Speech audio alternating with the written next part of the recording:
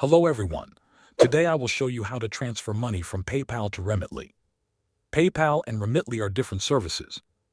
PayPal is used for online payments and sending money. Remitly is used to send money internationally to bank accounts, mobile wallets, or cash pickup. At this time, there is no direct way to send money from PayPal to Remitly. Start by opening the PayPal app or logging into PayPal on your computer. Next, go to your wallet or balance area. From there, choose withdraw or transfer money to your linked bank account. If you do not have a linked bank account, you must link one first by entering your bank details. Once you have transferred your money from PayPal into your bank, wait for the transfer to complete.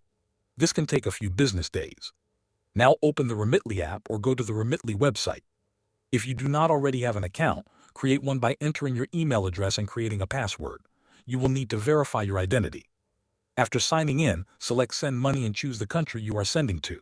Enter the amount you want to send and choose how your recipient will receive the money, such as bank deposit, mobile wallet, or cash pickup.